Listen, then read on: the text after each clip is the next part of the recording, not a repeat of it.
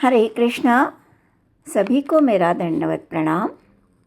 मेरा नाम हेमा देशपांडे है और आज हम हमारे भगवत गीता के संक्षिप्त अध्ययन की माला में आखिरी अध्याय पर आ चुके हैं। हम बहुत भाग्यशाली हैं कि हम भगवत गीता का अध्ययन कर रहे हैं। तो चलिए हम आज 18वां अध्याय, जिसका नाम है उपसंहार या संन्यास की सिद्धि, इसे देखेंगे। तो पहले हम गुरु की प्रार्थना करेंगे और फिर इस विषय को हम आगे बढ़ाएंगे। ओम अज्ञानतिमिरान्धस्य ज्ञानाञ्जनशलाकया चक्षुरुन्मिलितं येन तस्मै श्रीगुरवे नमः। गुरुर्ब्रह्मा गुरुर्विष्णु गुरुर्देवो महेश्वरा, गुरुः साक्षात् परब्रह्म तस्मै श्री गुरवे नमः। श्रील प्रभुपाद जी की जय। 17वें अध्याय में हमने ओम तत्सत पर चर्चा की थी। यह भगवान को लक्षित करने के लिए बोला जाता है। कोई भी कार्य जब हम करते हैं, चाहे वह आध्यात्मिक भी हो, त्रुटियां रह जाती है। उन त्रुटियों का निवारण ओम तत्सत इस शब्द के उच्चारण से होता है।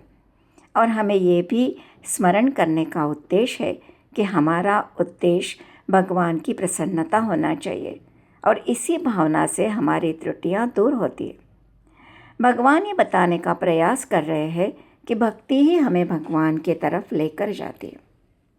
18वां अध्याय सबसे बड़ा अध्याय है।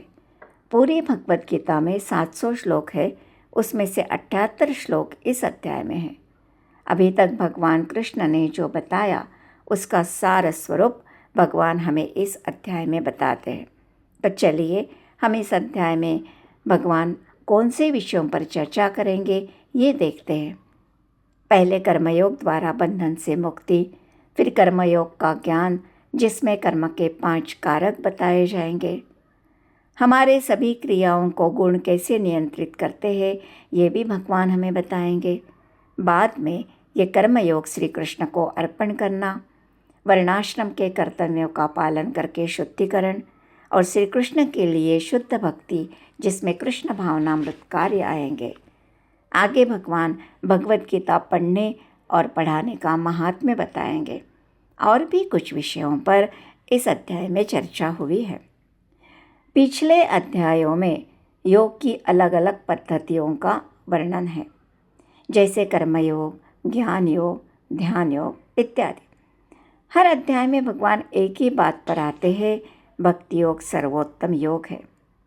इस अध्याय में हम पूरी भगवत गीता का विहंगावलोकन करने वाले हैं। एक होता है सिंहावलोकन, यानी थोड़ी दूर जाकर पीछे मुड़कर देखना।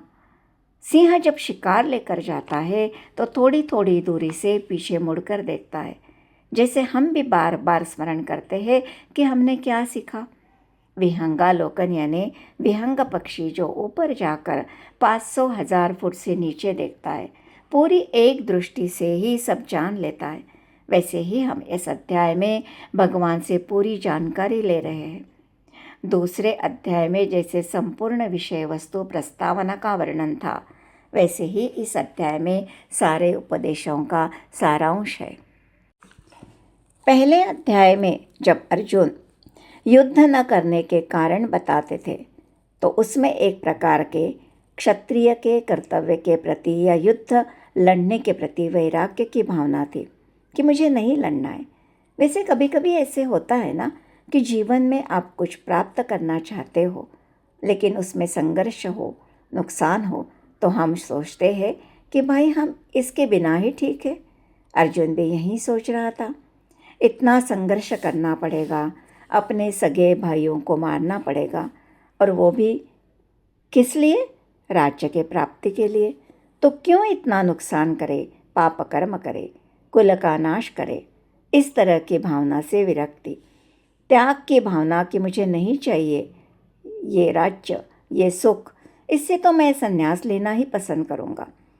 जब 17वें अध्याय में भगवान बताते हैं कि अर्जुन अच्छे गुण भी 3 गुणों से प्रभावित होते हैं, दान देना अच्छी बात है, लेकिन वो भी सात्विक, राजसिक और तामसिक होता है। वैसे ही तपस्या भी, वैराग्य भी, त्याग भी और विरक्ति भी 3 गुणों से प्रभावित होती है। तो अर्जुन के मन में ये प्रश्न उठता है कि मेरा युद्ध भूमि को छोड़कर जाना, क्षत्रिय धर्म को त्यागना, ये कौन सा त्याग है? और अगर ये तामसिक है तो यह सही नहीं है। अगर आप सही वस्तु, सही कार्य, सही कर्तव्य को छोड़ देते हो तो ये अच्छी बात नहीं है। 18वें अध्याय में चर्चा अर्जुन के प्रश्न से ही प्रारंभ होती है। अर्जुन की जिज्ञासा यह है कि संन्यास और त्याग में क्या अंतर है? त्याग संन्यास से पृथक कैसा है? अर्जुन सिद्धांत को जानने की कोशिश कर रहे हैं। अर्जुन भगवान को केशी निषूदन कह रहे हैं। कहते हैं, आप मेरे सामने खड़े हो तो माया मुझे परेशान कैसे कर सकती है? फिर भी मेरे मन में ये संशय आ रहे हैं जो असुरों के समान है, और आपने अनेक असुरों का नाश किया है। वैसे मेरे मन में जो असुर के समान संशय है उसका भी आप नाश कीजिए। आप ऋषिकेश हो। मेरे मन में जो प्रश्न आप डाल रहे हो उसका आप ही निवारण कीजिए, क्योंकि आप महान हो। आगे भगवान संन्यास और त्याग में अंतर बताते हैं। भगवान कहते हैं, जो विद्वान है वो काम्य कर्मों के परित्याग को संन्यास कहते हैं, लेकिन जो बुद्धिमान है वे समस्त कर्मफलों के त्याग को त्याग कहते हैं। देखिए, 2 प्रकार के कर्म होते हैं, नित्य कर्म और काम्य कर्म। नित्य कर्म यानी शास्त्रों में निर्धारित अनिवार्य गतिविधियों को करना, और विशेष व्यक्तिगत इच्छापूर्ति के लिए किए गए कर्म काम्य कर्म कहलाते हैं। जैसे स्वर्ग प्राप्ति के लिए, पुत्र प्राप्ति के लिए यज्ञ कर्म करना इत्यादि। जो व्यक्ति संन्यास लेता है वह इन काम्य कर्मों को छोड़ देता है, लेकिन उसे नित्य कर्म करने ही पड़ते हैं। वह सक्रिय सामाजिक जीवन को छोड़ता है। समस्त कर्मफलों का जो त्याग करता है उसे सक्रिय सामाजिक जीवन को छोड़ने की आवश्यकता नहीं है। काम्य कर्म भी आप अगर विरक्ति की भावना से करोगे, जैसे पुत्र प्राप्ति के लिए यत्न करके उस पुत्र को आप अगर भक्त बनने के लिए प्रेरित करोगे, तो यह त्याग ही है। फल की आसक्ति को त्याग कर आप काम्य कर्म कर सकते हो। विशेषतः अर्जुन के लिए ये भावना आवश्यक थी, क्योंकि वह युद्ध कर्म नहीं करना चाहता था। उसे युद्ध के परिणाम की आसक्ति को छोड़कर अपना क्षत्रिय धर्म निभाना चाहिए। त्याग के बारे में 2 विचारधारा है। कुछ विद्वान कहते हैं कि सभी कर्मों को दोषपूर्ण समझकर छोड़ देने चाहिए। ये लोग जगत को कर्म बंधन का कारण समझते हैं, इसलिए ये जगत को ही छोड़ दो। लेकिन भगवान कहते हैं, प्रकृति के गुणों के अनुसार त्याग भी 3 प्रकार का होता है। इसलिए सतोगुणी यज्ञ, दान, तप, इसका कभी भी त्याग नहीं करना चाहिए। ये महात्माओं को भी शुद्ध करते हैं। हमें लगेगा महात्मा तो पहले से ही शुद्ध होते हैं, उन्हें कैसे शुद्ध बनाते? लेकिन इस भौतिक जगत में हर दिन अपनी शुद्धता बनाए रखने के लिए हमें पवित्र कर्म करने ही पड़ते हैं। आगे भगवान कहते हैं कि यज्ञ, दान, तप सभी कार्यों को आसक्ति या फल की आशा से रहित कर्तव्य की भावना से संपन्न किया जाए, यही मेरा मत है। आगे भगवान तमोगुणी त्याग, रजोगुणी त्याग और सतोगुणी त्याग के विषय में बताते हैं। तमोगुणी त्याग, मोहवश, अज्ञानतावश अपने नियत कर्मों को त्यागना, ये तमोगुणी त्याग कहलाता है। उदाहरण के लिए भगवान की पूजा न करना, भगवान को भोग अर्पित न करना इत्यादि। रजोगुणी त्याग, अपने नियत कर्मों को कठिन है, वो करने में शारीरिक असुविधा हो रही है, इसके कारण त्यागना रजोगुणी त्याग कहलाता है। जैसे ठंडी है इसलिए स्नान न करना, अर्थोपार्जन न करना इत्यादि। जैसे अर्जुन भी मोह से युद्ध नहीं करना चाहता था। सतोगुणी त्याग, स्वयं के नियत कर्म कर्तव्य मानकर फल की आसक्ति रहित करना, अच्छे कार्य के लिए अपने भावनाओं का त्याग करना, ये सतोगुणी त्याग कहलाता है। प्रभुपाद जी इस संदर्भ में कहते हैं कि कोई सन्यासी अगर अपने शिष्य को कृष्ण भावनामृत में सहायक करने के लिए अगर विवाह करने से रोकता है तो वह तमोगुणी है, क्योंकि गृहस्थाश्रम से ही व्यक्ति संयम सीखता है। अगर कोई ये सोचे कि कृष्ण भावनामृत प्राप्त करने के लिए अर्थोपार्जन बंद कर दे तो यही रजोगुणी त्याग होगा। जो कर्म हम आसक्ति के भाव को त्याग कर और फल की इच्छा के बिना कर्तव्य भावना से करते हैं तो हमें भगवान के पास जाने के लिए ये सहायक होते हैं। यदि हम सकाम कर्म करेंगे, फल की इच्छा से करेंगे तो हमें कर्म का फल भोगना ही पड़ता है। आलस्य के कारण अपने कर्म का त्याग करेंगे तो भी हमें उसका फल भोगना पड़ता है। यदि हम ऐसे ही कार्य करते रहे कि जो हमें आनंद देते हैं और जो कार्य कष्ट देते हैं वह छोड़ देंगे तो भी हमें कर्म का फल भोगना ही पड़ता है। भगवान कहते हैं सिर्फ कर्मयोग करने से ही कर्म बंधन नहीं लगता है। आगे भगवान त्यागी को अपने कर्म का बंधन क्यों नहीं लगता है ये समझाने के लिए कर्म के 5 कारक बताते। ऐसा व्यक्ति इस समझ को त्याग देता है कि वही करता है। उसे यह विश्वास रहता है कि परमेश्वर ही मुख्य करता है। भगवान कहते हैं कर्म की सफलता 5 कारकों पर निर्भर होती है। वो क्या है हम देखते हैं। ये 5 कारक है अधिष्ठान, कर्ता, करणम, चेष्टा और दैवम। इसे हम समझते हैं। अधिष्ठान यानी कर्म का स्थान अथवा जीव का शरीर। हम जीवात्मा है और हमारा शरीर कार्य करने के लिए है। कर्ता कर्म करने वाला आत्मा। करणम कर्म जिससे करेंगे वे उपकरण। चेष्टा कर्म करने के लिए किया गया प्रयास। दैवम परमात्मा जिसकी अनुमति से ही कर्म सफल हो सकता है। हम इसे एक उदाहरण से समझेंगे। एक बल्लेबाज को अगर छक्का लगाना है तो उसके लिए उसका शरीर उपस्थित होना चाहिए। वो शरीर में आत्मा कर्ता होना चाहिए, यानी वो जीवित होना चाहिए। करणम यानी उसके हाथ पैर इंद्रियां स्वस्थ होनी चाहिए जिससे वह छक्का लगा पाएगा। चेष्टा मतलब उसने छक्का लगाने का प्रयास करना चाहिए। और आखिरी परमात्मा जिनकी अनुमति से वो छक्का लगा पाएगा। देखिए शरीर, वाणी अथवा मन से मनुष्य जो भी कर्म प्रारंभ करता है वह उचित हो या अनुचित हो, इन 5 कारकों पर निर्भर करते हैं। अब कोई ये सोच सकता है कि अनुचित कार्य को कैसे परमात्मा अनुमति देते हैं। देखिए हर बार परमात्मा प्रसन्न होकर ही अनुमति देते हैं ऐसा नहीं है। अंतरात्मा के टोकने पर भी जीव स्वयं की इच्छा को ऊपर रखता है तो उसका फल उसे भोगना ही पड़ता है। जैसे एक बालक को माता पिता जब चाकू से खेलने के लिए मना करने पर भी वह चाकू से खेलता है तो उसे उसके परिणाम भुगतने पड़ेंगे। अगर हाथ कटता है तो माता पिता क्या करेंगे। वैसे ही परमात्मा स्वेच्छा से अनुमति नहीं देते। जीव न सुनकर अपनी मनमानी करेगा तो उसका परिणाम तो उसे भुगतना ही पड़ेगा। ये सब जब हमें पता होता है तो हम कह सकते हैं कि जो व्यक्ति स्वयं को ही कर्ता समझ बैठता है वह बुद्धिमान नहीं है।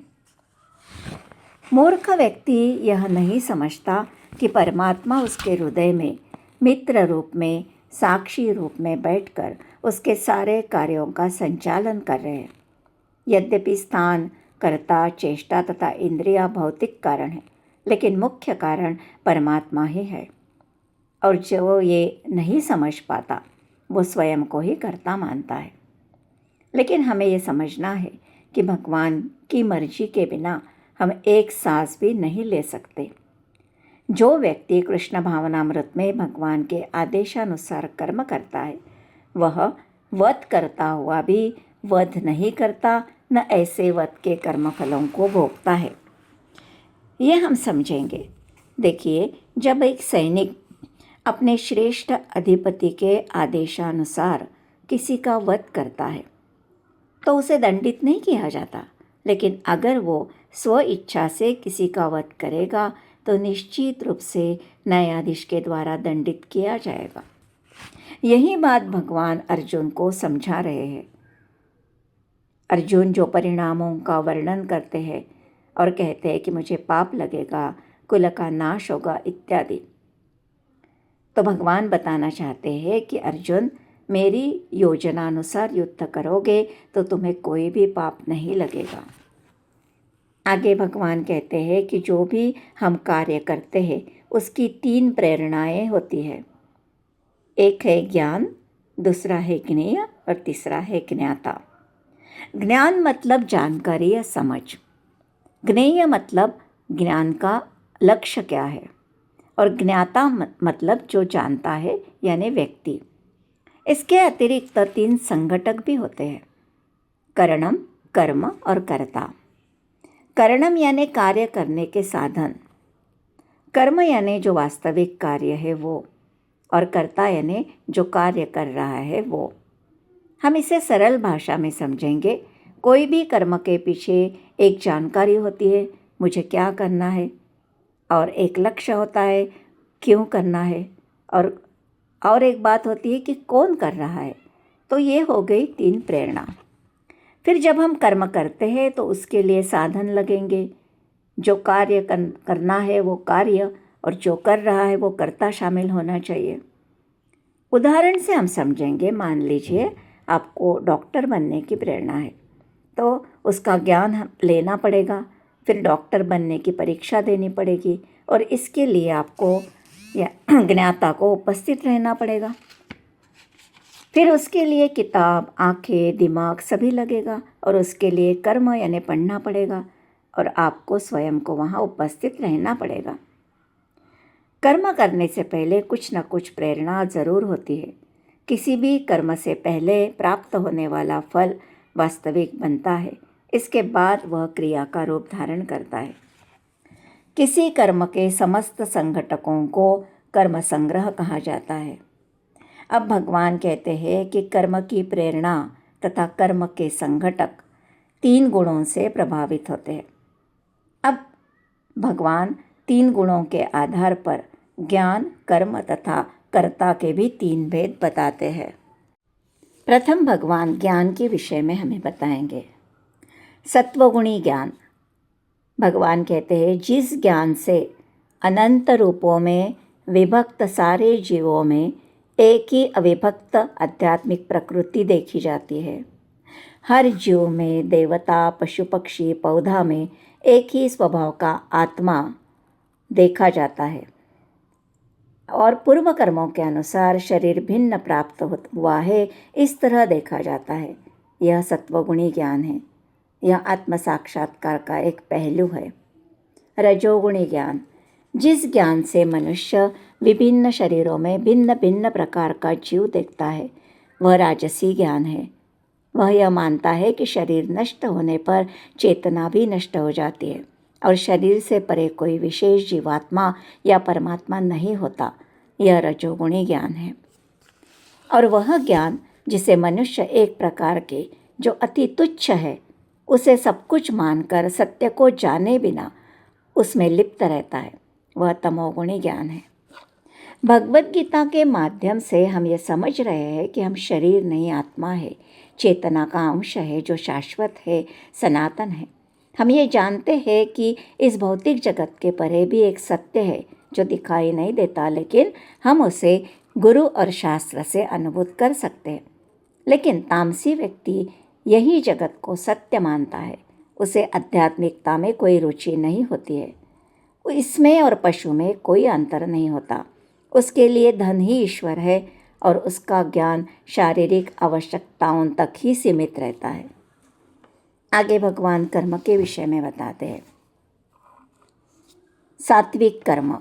जो कर्म नियमित है, आसक्ति, राग या द्वेष से रहित है, कर्म फल की चाह के बिना किया जाता है, वह सात्विक कर्म कहलाता है। ये कर्म परमात्मा को प्रसन्न करने के लिए किए जाते हैं। रजोगुणी कर्म। जो कर्म अपनी इच्छा पूर्ति के निमित्त मिथ्या अहंकार के भाव से और अतिशय परिश्रम से किए जाते हैं, वह रजोगुणी कर्म कहलाते हैं। तमोगुणी कर्म। जो कर्म मोहवश शास्त्रीय आदेशों की अवहेलना करके तथा भावी बंधन की परवाह किए बिना, विनाश और हिंसा हेतु किसी भी परिणाम की परवाह किए बिना किए जाते हैं, वे तामसी कर्म कहलाते हैं। मनुष्य को अपने कर्मों का लेखा राज्य को अथवा परमेश्वर के दूतों को, जिन्हें यमदूत कहते हैं, देना ही पड़ता है। देखिए, गुण सभी क्रियाओं को तथा जीवों को नियंत्रित करते हैं। आगे भगवान कर्ता के विषय में बताते हैं।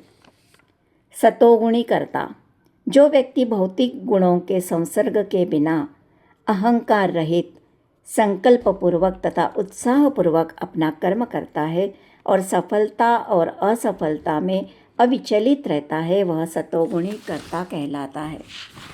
उसे अपने को सौंपे गए कर्म के परिणाम की कोई अभिलाषा नहीं रहती। वह मिथ्या अहंकार तथा घमंड से परे रहता है। कार्य पूरा होने तक वह उत्साह के साथ कार्य करता है। उसे अपने होने वाले कष्टों की भी परवाह नहीं होती और सफलता और विफलता के विषय में न सोचते हुए कर्तव्य भावना से कार्य करता है और सुख और दुख में समभाव रखता है। रजोगुणी कर्ता, जो व्यक्ति कर्मफल में आसक्त रहकर उस फलों को भोगने की इच्छा से और सदैव ईर्ष्या से युक्त होकर और परिणाम से विचलित होता है, वह राजसी कर्ता कहलाता है। फल के प्रति आसक्ति का कारण भौतिक पदार्थ, घर द्वार, परिवार के प्रति अत्यधिक अनुरक्ति, सदैव संसार को कैसे आरामदायी बनाया जाए यही सोचता है। इसलिए उसे धन का लोभ रहता है और स्वयं के पास जो चीज़ें हैं उन्हें वह कभी भी खोना नहीं चाहता। वह ईर्ष्या से वशीभूत होकर स्वयं के तृप्ति के लिए सदैव अनुचित कर्म कर सकता है। कर्म सफल हुआ तो बहुत संतुष्ट होता है और न हुआ तो बहुत दुखी होता है। तमोगुणी कर्ता, जो व्यक्ति शास्त्र की अवहेलना करके अकरणीय कार्य करता है, सदैव कपटी और धूर्त रहता है, स्वयं के कार्य ठीक से नहीं करता है और जो कार्य 1 घंटे का होता है उसे घंटों तक घसीटता रहता है, आलसी और दीर्घसूत्री रहता है, सदैव काम के प्रति खिन्न रहता है, उसे तमोगुणी कर्ता कहते हैं। ये कपटी तो रहते ही है, लेकिन ये अन्यों का अपमान करने में भी पटु रहते हैं।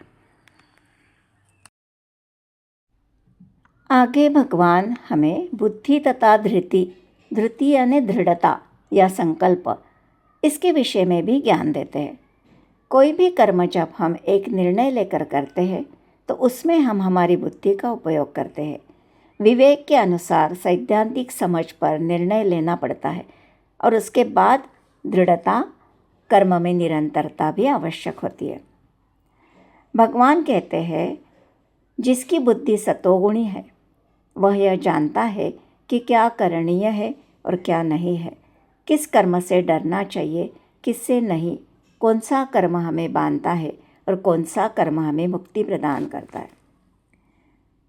जिसकी बुद्धि धर्म तथा अधर्म, क्या करणीय है क्या करणीय नहीं है, इसमें भेद नहीं कर सकती, वह राजसी बुद्धि कहलाती है। और जो बुद्धि मोहवश अधर्म को धर्म और धर्म को अधर्म मानती है और सदैव जो नहीं करना चाहिए ऐसे विपरीत दिशा में कार्य करती है, वह तामसी बुद्धि कहलाती है। जैसे हम कई लोगों को बताते हैं कि भगवान कृष्ण भगवान हैं, तो वे उन्हें साधारण पुरुष कहते हैं और साधारण पुरुष को भगवान कहते हैं। अब धृति के विषय में भगवान से सुनेंगे। जो धृति मन इंद्रियों के कार्यकलापों को वश में रखती है, जिसे चित्त के एकाग्रता से धारण किया जाता है, वह धृति सात्विक धृति है। जिस धृति से मनुष्य धर्म अर्थ काम के फलों में लिप्त रहता है, वह राजसी धृति कहलाती है। और जो धृति स्वप्न, भय, शोक, विषाद तथा मोह से परे नहीं जाती, ऐसी दुर्बुद्धिपूर्वक धृति तामसी कहलाती है। स्वप्न का अर्थ है अति निद्रा। तात्पर्य यह है कि कोई भी कर्म करने में जो बातें सम्मिलित है वे सभी गुणों से प्रभावित है, इसलिए हमें सत्वगुण में स्थित होना बहुत ज़रूरी है। आगे भगवान 3 प्रकार के सुख के विषय में हमें बताएंगे। देखिए, अलग अलग लोगों की सुख की कल्पना अलग अलग होती है। सत्वगुणी व्यक्ति सुख को अलग दृष्टि से देखता है, रजोगुणी व्यक्ति अलग दृष्टि से देखता है और तमोगुणी व्यक्ति अलग दृष्टि से देखता है। गुण सभी क्रियाओं को तथा जीवों को नियंत्रित करते हैं। बद्ध जीव भौतिक सुख भोगने की बारंबार चेष्टा करता है। इस प्रकार वह चरवित-चरवण करता रहता है, लेकिन जब सुसंगति से यह समझ लेता है कि वह एक ही वस्तु की पुनरावृत्ति कर रहा है, तो उसमें कृष्ण भावनामृत जागृत हो जाता है। व्यक्ति सदैव प्रसन्नता पाने की कोशिश करता रहता है, लेकिन कभी कभी ऐसे भोग के अंतर्गत वह किसी महापुरुष के सान्निध्य में आता है तो वह भवबंधन से मुक्त हो जाता है। सत्वगुणी सुख जो प्रारंभी विष के समान लेकिन अंत में अमृत के समान फल देता है और जो मनुष्य को आत्म साक्षात्कार के विषय में जगाता है, वह सत्वगुणी सुख कहलाता है। आत्म साक्षात्कार के साधन में मन तथा इंद्रियों को वश में करने तथा मन को आत्म केंद्रित करने के लिए नाना प्रकार के विधि विधानों का पालन करना पड़ता है। ये सारी विधियाँ कठिन हैं और प्रथम विष के समान कड़वी लगने वाली, लेकिन यदि कोई इस विधि का पालन करता है और वो पालन करने में सफल होता है तो वह दिव्य पद को प्राप्त हो जाता है और वास्तविक अमृत का पान करता है, सुख प्राप्त करता है। हमारे जीवन से ही हम उदाहरण लेते हैं। बालक जब छोटा होता है, उसकी खेल कूद में रुचि होती है। उस वक्त जब माता पिता उसे स्कूल में भेजते हैं तो उसे अच्छा नहीं लगता, लेकिन जब जाकर शिक्षा प्राप्त करके अपना नाम लिखता है तो उसे बड़ा आनंद मिलता है। आगे शिक्षा लेकर अच्छा जीवन बिताकर सुख प्राप्त करता है। कृष्ण का पवित्र नाम, चरित्र, लीलाएं तथा कार्यकलाप सभी मिश्री के समान मधुर है। यद्यपि अविद्यारूपी पिलिया से ग्रस्त रोगी किसी भी मीठी वस्तु का स्वाद नहीं ले सकता, लेकिन आश्चर्य की बात यह है कि इन मधुर नामों का जब वह नित्य सावधानी पूर्वक कीर्तन करने लगता है तो उसकी जीभ में प्राकृतिक स्वाद उत्पन्न होता है और उसका रोग धीरे धीरे समूल नष्ट हो जाता है। कड़वी लगने वाली मिश्री ही उसकी दवाई है। बद्ध जीव को भी भगवान का नाम पहले कड़वा लगता है, लेकिन वही उसका इलाज है। जो सुख इंद्रियों द्वारा उनके विषयों के संसर्ग से प्राप्त होता है, प्रारंभ में अमृत तुल्य तथा अंत में विष तुल्य लगता है, वह रजोगुणी सुख कहलाता है। उदाहरण, अनेक प्रकार के पदार्थ भोजन में खाना अच्छा लगता है, लेकिन अंत में पेट खराब होता है, मोटापा आता है, इस तरह का परिणाम देता है। वैसे ही विषय सुख, काम जीवन का आनंद भी वैसा ही है। अगर बिना विवाह से संबंध बनाए तो उसके परिणाम बहुत खराब होते हैं। जो सुख प्रारंभ से लेकर अंत तक मोहग्रस्त ही होते हैं और जो निद्रा, आलस्य तथा प्रमाद से उत्पन्न होते हैं, वह तामसी होते हैं। निद्रा सभी के लिए स्वाभाविक है, लेकिन ज़रूरत से ज़्यादा अतिरिक्त सोना मोह है। ऐसा व्यक्ति स्वयं के कर्तव्य से भागना चाहता है। नशा करना, शराब पीना, इससे व्यक्ति का व्यवहार पागल के समान होता है और बाद में दूरगामी परिणाम स्वास्थ्य पर होता है, परिवार पर होता है, समाज पर होता है। ऐसे लोग आत्म साक्षात्कार के प्रति अंधे होते हैं। देखिए, इस लोक में, स्वर्गलोक में या देवताओं के मध्य भी कोई ऐसा व्यक्ति विद्यमान नहीं है जो गुणों से प्रभावित न हो। हमें ये बताया गया है कि निष्काम भाव से कर्म करो, परमात्मा को कर्ता मान कर कर्म करो, लेकिन ये पता होने पर भी हमारे ये 3 गुण हमें खींचते रहते हैं, विशेष करके रजोगुण और तमोगुण। इसलिए हमें क्या करना चाहिए जिससे हम हमारी चेतना को ऊपर उठा पाएंगे? इसके लिए भगवान वर्णाश्रम के कर्तव्यों द्वारा कैसे हम शुद्धिकरण करके इन गुणों को चुनौती दे सकते हैं, ये बताएंगे। इस विषय को हम हमारे पार्ट 2 में लेंगे, क्योंकि बहुत बड़ा अध्याय है, तो इसके 2 पार्ट किए हैं मैंने, तो इसका हम जो विवेचन है पार्ट 2 में करेंगे। और आज की जो ये रिकॉर्डिंग है मैं यहाँ समाप्त करती हूँ। आशा करती हूँ आपको ये अच्छा लगा हो और आपको ये इससे प्रेरणा मिली हो कि हमें भगवत गीता पढ़नी चाहिए, हमें भगवत गीता सीखनी चाहिए, तो ये मैं मेरा सौभाग्य समझूंगी। और इसी के साथ मैं ये रिकॉर्डिंग को समाप्त करती हूँ। प्लीज़ इसे लाइक, शेयर और सब्सक्राइब ज़रूर करना, ताकि बाकी लोगों को भी इसका लाभ मिल सके। हरे कृष्णा, सभी को दंडवत प्रणाम। हरे कृष्णा कृष्ण कृष्णा हरे हरे, हरे राम राम राम हरे हरे। सभी को मेरा दंडवत प्रणाम।